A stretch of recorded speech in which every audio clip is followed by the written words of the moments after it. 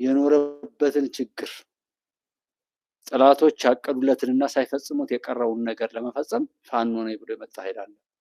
እያጨበጨበ የፋኖን ኃይል በገንዘብም በምንም የሚደጉም አለ። ስለዚህ አማራ እንደዚህ ጠፊ ነው። ልክ ኤርትራውያን በሻቢያ ሲጠፉ ከዛ በህዋት ትግራይ አካባቢ ያለውን ለማጥፋት ከዛ ፋኖ በሚባለው አማራን ለማጥፋት ከዛ ሸኔ በሚባለው ኦሮሞ ለማጥፋት እያለ ኢትዮጵያን ለማጥፋት ቀጠናውን ለማጥፋት እንጂ ዝነት የሚባል እነዛ ሰዎች ጋር የለም። እና እውነት ማውራት እውነት መናገር በዚህ ዘመን ኃጢአት ሆኖ የተቀመጠ ነው።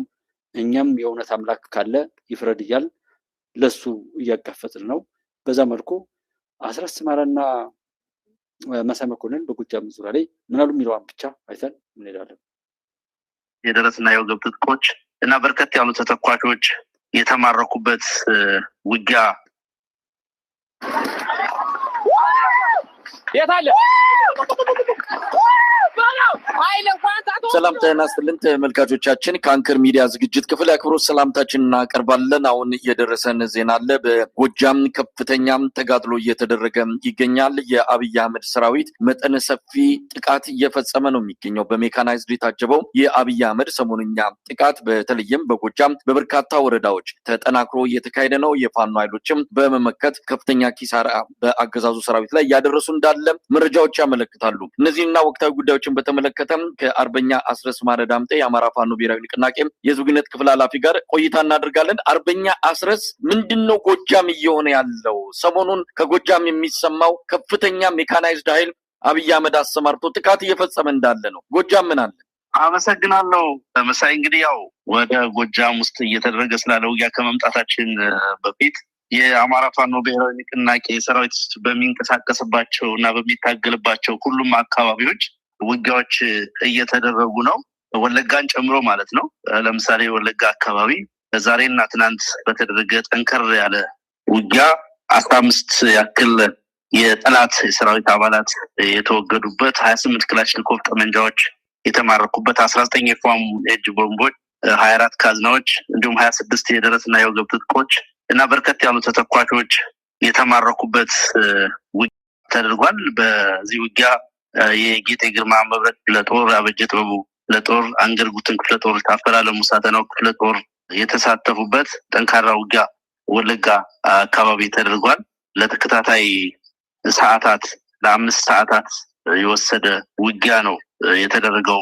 ጠላት መድፍ ዙ 23 ሞርተር በማሰለፍ ከባድ ዝግጅት በማድረግ ውጊያ ያደረገ ቢሆንም በአካባቢው ላይ የነበረው የወገን ኃይል በከፍተኛ ጀግንነት ተዋግቶ ድል ማድረግ ችሏል። የውጊያ የተደረገው ምስራቅ እንግዲህ ነገ ተነገ ወዲያ ላይ ወለጋ አካባቢ ላይ ያለ ኃይል ካለ ያንን ኃይል እዛ አካባቢ ያለው ሰው ራሱ ካላስወገደ እንደ ፋኖ እንደ ተዋጊ ኃይል ከሆነ ማንኛውም አክሽን ቢወሰድበት ልክ በዚህ ንግግር መሰረት ሐላል ነው፣ ህጋዊ ፍቃድ አለው ማለት ነው። ስለዚህ እዛ ቦታ ላይ ተወሽቃችሁ ወይ በደንብ መሆን ባለበት በሆናችሁ፣ ግን አሁን ካለው አይነት የጥፋት ኃይል ጋር ተወሽቃችሁ ይሄው በእናንተ ስም እየተነገደ ከሆነም ወጣችሁ ራሳችሁን መግለጥ ነው። አብራችሁ ቆማችሁ በተለያየ ቦታ ላይ አያለ አብሮ አለመሆን፣ እርስ በርሱ መመቃቀል፣ ባል ሚስት የባሏን መሳሪያ የምታስወስድ ወንድም እህት ምናምን እጅግ በጣም ዝምድናን ያረከስ ነው። በዛ ነው ኢትዮጵያ ላይ ሲሪየስ በሆነ መልኩ የምናገረው። እዚህ ጋር አላወራም።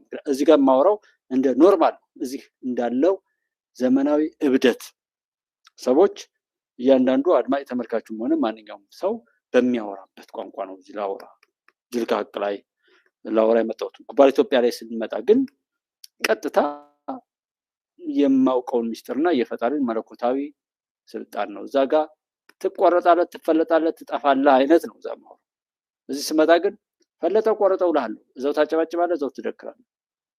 አላስ ይሄ ቻናል ሞኔታይዝ ይሆናል፣ ምንም ገበያ አያስገኝም። አይዟችሁ ገበያ ያገኛል ኦር ምናምን ብላችሁ ከሆነም ምናልባት ያኛው ሞኔታይዝ ከሆነ ለሚሰጥ ሰው ሱፐር ስቲከርስ ኦር የሆነ ነገር ለማድረግ እንትን አለ። እዚህ ምንም አንለምላችሁም፣ አይዟችሁ እውነቱን ነው የምናወራው። እና ከእሱ አንጻር እዚህ ጋር መለኮታዊ ሚስጥሮችን አላወራም። እዚህ እንደ ሰው ብቻ እንዳታለቅሱ ብቻ ነካ ነካ አድርገን እንሄዳለን።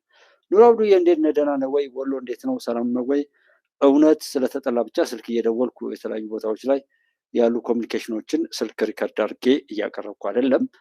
ምክንያቱም ሰው መሳይ እና ማን ነው አስረስ ማረ ለምሳሌ በምርጫ ጉዳይ ላይ ያወሩትን ነገር ማስታወስ በቂ ነው።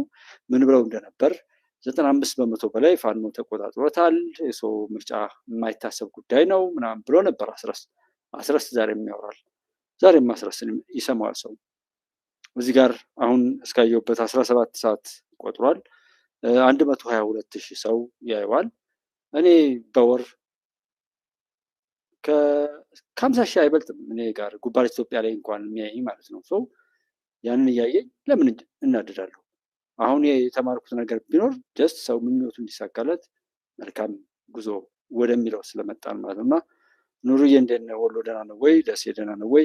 በተለያዩ ቦታዎች ላይ ተጠናክሮ የቀጠለው እርምጃ ዘግይቷል ነው የምለው። እንደ ስለሺ ቢተው የሚናገረው ዘግይቷል ወይ መንግስት በግልጽ እንደ እስታክ ሆኖ ያስቸገረኝ የዲፕሎማሲ ሌላ ጫና አለብን ብለን የምንጠብቀው ነገር አለ። የዲፕሎማሲ ጫና የተለያዩ ነገሮች አሉ። አበዳሪ ሀገራት ወር ምናምን ተብሎ በፖለቲካ ላይ ዞሮ ዓለምን ለመተብተብ ዓለም አቀፍ የተሰራ የሆነ አሻጥር አለ። እሱን አሻጥር ሰብሮ ለመውጣት ተቸግሮ ከሆነ መንግስት እሱን በግልጽ ከተናገረ በኋላ ታገሱኝ እንዲህ አይነት የውጭ ጫናዎች ስላሉብኝ ነው እነሱን ለመቋቋም ስል ነው የሚል ነገር ቢነግረን ልመናውንም ማሽቃበጡንም ምናምን እንረዳው ነበር። ግን ሁለት ጊዜ መፈንቅለ መንግስት ያደረገን ህዋት ሲለማመጥ የሚውል ኦባሳንጆን በሉት ማንም ማሲንጋን በሉት ያው ራሱ የሆነ ቀን አንድ ቀን ተናግራለሁ። አሽቃባጭ ነው። ከሌባ ጋር ሄዶ የሚያሽቃብጥ ራሱ ሌባ ነው።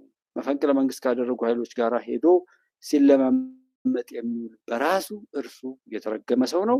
የኢትዮጵያ ጠላት ነው። የሰላም ጠላት ነው። ውሸታም ነው። አጭበርባሪ ነው። ከሃዲ ነው። ህግና ስርዓት የሚባል ነገርም አያውቅም ነው። ይህንን አሁንም መደው ከህወሓት ጋር የሚለማመጡ ኃይሎች ሁሉ ብልግናቸውን፣ ነውራቸውን፣ ጋጠወጥነታቸውንና አቅመቢስነታቸውን ያረጋግጣሉ የሚል መደምደሚያ ስለሺ እሰጣለሁ ማለት ነው። እሱን ነው የማረጋግጠው። ሁለት ጊዜ መፈንቅለ መንግስት ሲያደርግ ከዛም ገልብጦ ሲነፋ እንዲነፋም እንዲገለብጥም እንዲህ አይነት ነውር እንዲሰራም እነዚህ ኃይሎች ከጀርባ ነግረውት ነው አቅደው ሰጠውት ነው እንጂ እነሱ እዛ ሄደው መለማመጥ አይደለም። አርፈ ተቀመጥ እንደው ተቀመጥ ብለው የሆነ ነገር ቢሉት አርፎ ይቀመጣል። ግን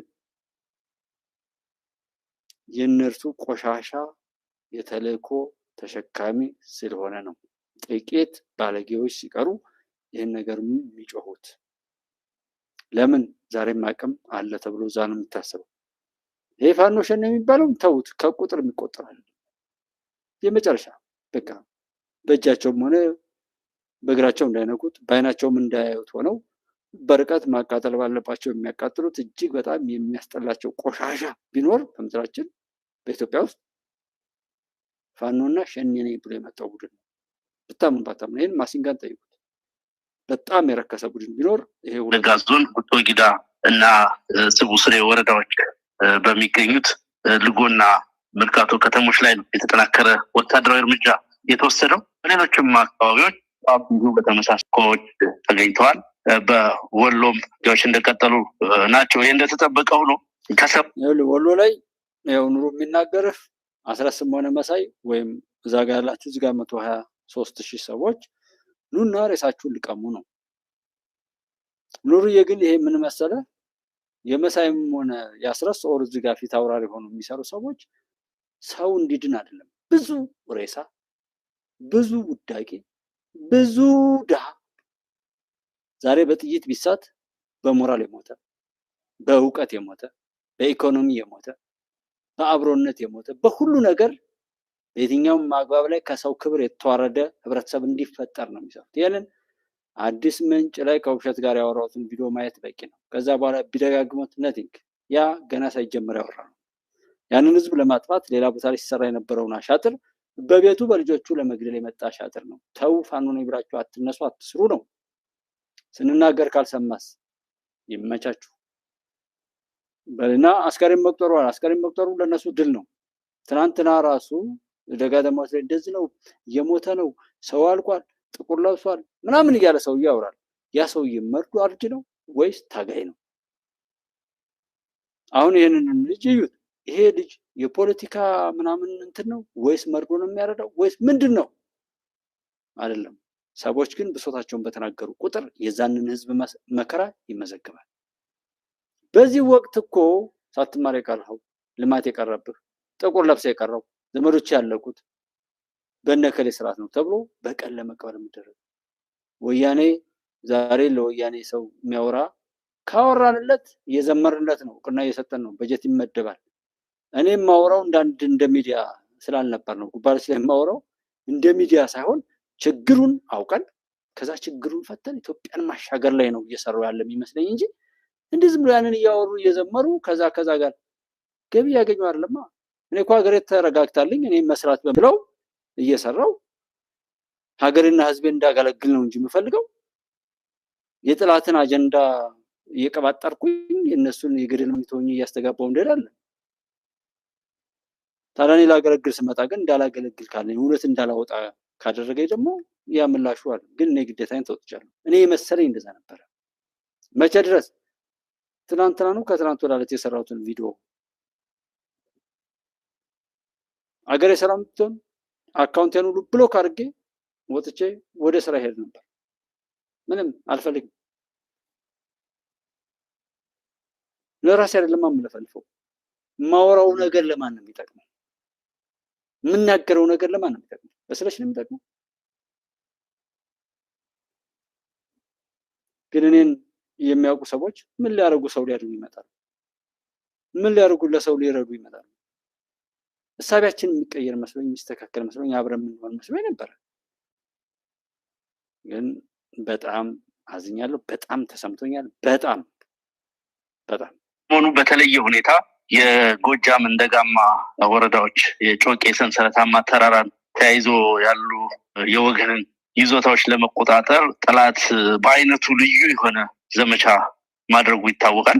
በተለይም ብረት ለበስ ተሽከርካሪዎችን ጨምሮ በርካታ የቡድን መሳሪያዎችና ጅምላ ጨራሽ መሳሪያዎችን በማሰለፍ በብዙ አቅጣጫዎች እንቅስቃሴ አድርጓል። ከፍተኛ የኃይል እንቅስቃሴ ካደረገባቸው ቀጠናዎች መካከል በማሻከል ወረዳ ከአማኑኤል ወደ ደጋ ሰኛ አቅጣጫ እንቅስቃሴ አድርጎ ነበር። ለሁለት ቀናት ያክል የወገን ኃይል ከፍተኛ ውጊያ ሲያደርግ ነው የቆየው።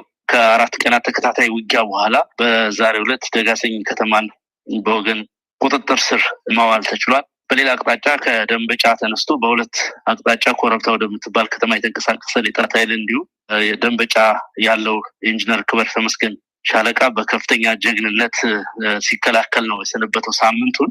በሌላ በኩል ከደብረ ማርቆስ ከስናን ወደ ጮቄ አቅጣጫ የተንቀሳቀሰው የጠላት ኃይል ደግሞ እንዲሁ እዛ አካባቢ ያሉ ሻለቆች በተቀናጀ መንገድ ውጊያ በማድረግ ሲከላከሉ ቆይተዋል። ዛሬ እንዲሁ ከባህር ዳር በመነሳት በገረገራ ወደ ዋሸራ የተንቀሳቀሰውን ኃይል የ33ኛ ክፍለ ጦር በከፍተኛ ጀግንነት ሲዋጉሏል። በርከት ያሉ ምርኮችንም ማግኘት ተችሏል። በዚህ ዘመቻ ጠላት ቢኤም ሮኬቶችን፣ መድፎችን፣ ሞርተሮችን እና ሌሎች ከርቀት የሚተኮሱ ጅምላ ጨራሽ መሳሪያዎችን በጣም በሚያሳዝን ሁኔታ ዜጎች በአካባቢው የሚንቀሳቀሰው ማህበረሰብ አስቧቸው እንደ ተዋጊ ሲያወሩ ይመጡና እንደገና እንዳልቃሽ እንዳንድ ግለሰብ እዛ ቦታ ላይ እንዳለ ሰው ሲያወራሉ። ይሄንን የምናገረው ከዚህ ጋር ያሉ የቆሙ ሰዎች በእብደት ያለ በእብሪት የቆመና እልቂትን ዛሬም እንዳይበቃ ይሄን ያለ ሰው የህዝብን ደህንነት ሊያስጠብቅ የሚችል የሆነ ስራ ሲሰራ ለህዝብ ተቆርቋሪ ይመስላል። ህዝብ ግን እንዳይመርጥ እገልሃለሁ ስለ ምርጫ የምታስብ ከሆነ ብሎ ያለው አንዱ ልጅ 21 ተማሪዎችን ጨፈጨፍን ሲባል 12 መምህራንን አገትን ሲሉት አይ አትግደሏቸው በቃ ደህና አድርጋችሁ ገንዘብ ቅጧቸው ያለው ይሄ ልጅ ነው። ለህዝብ አዛኛ አይመስልም። እና አስረስ ማርያ አይደለም ችግሩ፣ መሳይ መኮንን አይደለም ችግሩ፣ ዘመነ ካሴ ወይም ሌሎች ፊት ላይ የምናያቸው ሰዎች አይደለም ችግሩ። ከዚህ ጀርባ በተለይ እንደ ኢትዮጵያ የትኛውም ጫፍ ላይ በየትኛውም የብሔር የበሰበሰ ኮረጆ ይከተቱ ክፎች እነዛ ናቸው። ገንዘብ የሚያወጡት በዘረብ በጎጥ ላይ ሆነው ዛሬ ሊያጠፉ ይችላሉ፣ ነገ ይጠፋሉ። እኔም ማዝነው ዛሬ የሚበድል ሰው ነገ እንደሚጠፋ ቃለሁ። በበደል በተንኮል በኃጢአት ላይ የሚማቀቅ ሰው እድሜ ልኩን ውስጡ እሳት እየሆነ ኩራሊቱ ምኑ እየተባለ አጋንንት ገብቶ የሚዳክርበትና መከራ የሚበዛበት ሰው እንደሆነ አውቃለሁ። ግን ምን ያደርጋል